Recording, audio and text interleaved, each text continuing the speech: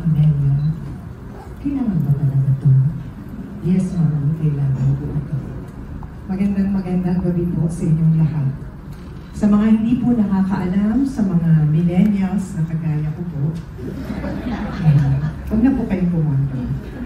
Si Tita Gloria po ay naging on-screen mother ko sa Palibhasa Lalaki for almost 12 years. So sa mga OLT po, alam niyo po yun. Napanood niyo po yun. Sila yung mga millennials, rerun ang napapanood nila. Siya po ang aking Mommy Minerva at ako po ang kanyang bunsong anak na si Amelia. Dapat po ganun ka-soft pag sinabi niya, Amelia.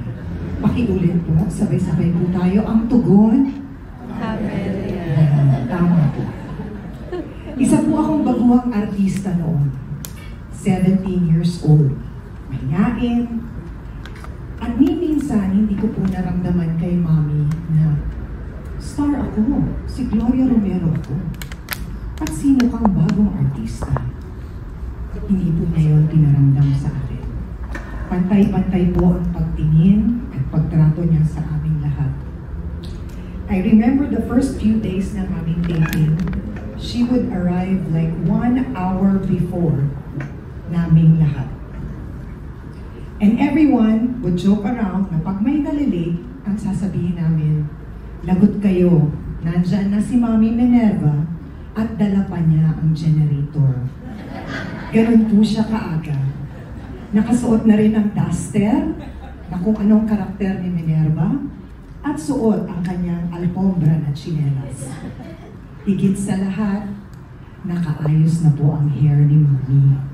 Naka-blower na po yun at alam niyo naman yung pagka-hold ng hair niya dito, kailangan pantay po yun.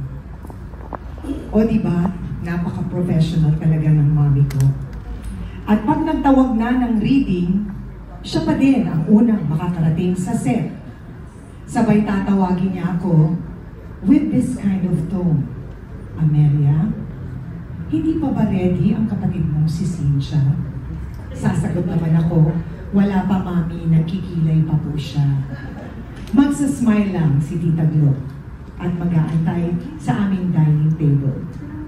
Pag nag-throw lines at blocking, walang hawak na script si Mami dahil memorize na niya ang kanyang linya at hindi siya sasagot until she hears your last line. Kahit na linya mo pa, memorize din niya. Ganun po kahusay at kagaling si Mommy Minerva ko. Her love and dedication for her craft is something that I truly admire about her. Napakarami ko po natutunan sa kanya. Halos hindi ko mabilang. And for that, Mommy, salamat.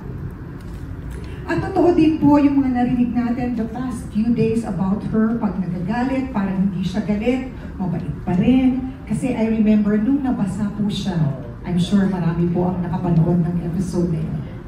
Accidentally, nabasa po siya ni Joey Marquez at ni Richard Gomez sa taping namin. Kasi diba doon sa ending namin sa show, laging may basaan. Ang narinig ko lang sa kanya ay ganito. Joselito, Ricardo, sabay hampas po ng balde, hindi sa tao, kundi sa sahig. Hindi sa kanila, at ganun po kabait at napakabuting tao ng Mommy ko. And when our show ended, nagtatawagan pa rin po kami paminsan-minsan. Pag naaalala ko yung birthday niya, pero mas naaalala po niya yung birthday ko, sa totoo lang. She would always ask me about my work. Sasabihin niya, Iha, kamusta? May work pa ba? Lagi po siyang nag-aalala para sa akin. Kinakamusta niya ang mga anak ko, lalo na si Adi. Nung nagkita kami last December 23, sabi niya sa akin, I'm old, Iha. Tapos tumingin siya sa akin, Iha, maganda ka noon. Pero bakit mas maganda ka ngayon? Sabi niya. Sagot ko naman sa kanya, syempre, sa'yo ko nagmana, Mommy. You know, I was so happy and grateful na nakita kami kasi sobra kong na-miss siya. Mommy, thank you